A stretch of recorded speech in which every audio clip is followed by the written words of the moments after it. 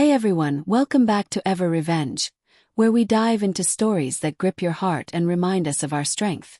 If you're new here, hit that subscribe button and turn on notifications.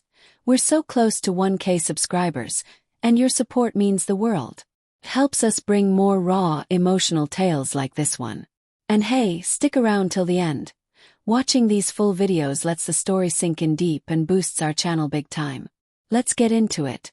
Grab a tissue because this one's a roller coaster. My wife and my best friend thought I'd never find out. They were wrong. I still remember the day I met Elena like it was etched in sunlight. It was a crisp autumn afternoon in our little college town, leaves crunching underfoot like whispered secrets. She was laughing at something trivial, a spilled coffee on her notebook, and her eyes, deep brown pools flecked with gold, caught mine across the quad. I was the awkward engineering major, buried in blueprints, but she saw me.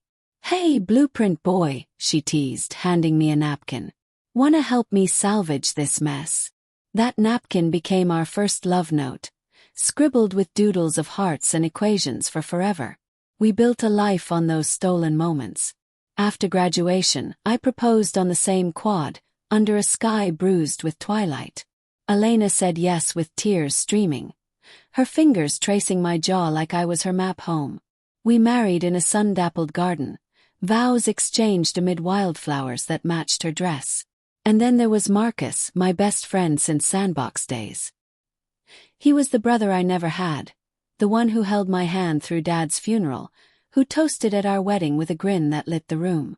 "To you too," he said, clinking glasses, "the unbreakable kind of love." Our home was a sanctuary of laughter and lazy Sundays.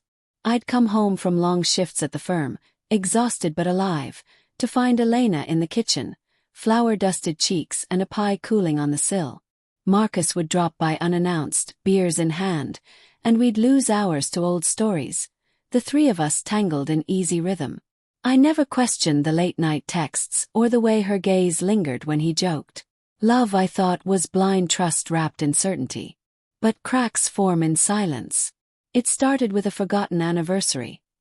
Mine, the one where I planned a weekend escape, only to find her stuck at work. Then the perfume, faint but foreign, on her scarf. I buried the doubts, chalking it up to paranoia, until that rainy Tuesday in June.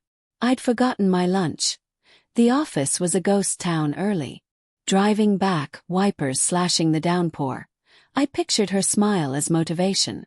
Our street was quiet, but Marcus's truck idled in the driveway, engine humming like a guilty heartbeat. The front door creaked open to a house heavy with betrayal. Upstairs, in the bed we'd chosen together, soft linens from our honeymoon, the air was thick with gasps and murmurs. I froze in the hallway, heart slamming like a gavel. Through the cracked door, Elena's auburn hair spilling over pillows, Marcus's hands mapping her skin as if it were his to claim. "He'd never understand," she whispered, voice breaking like glass. "This is us, real wild." Marcus's reply was a low rumble. "He won't find out. We're careful." The world tilted. I backed away, silent as a shadow, rain soaking my shirt.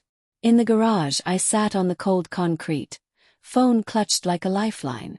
Photos I'd snapped, candid shots from vacations, her head on my shoulder, blurred through tears. How do you unlove someone who's woven into your veins? The pain was a storm, rage coiling in my gut, grief carving hollows in my chest. I loved her still, ferociously, even as she shattered me.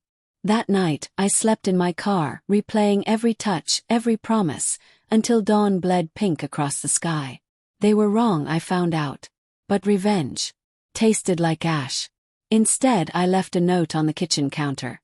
"I saw the wild in you. Be free." I packed a single bag, drove to the coast, and let the ocean roar my fury.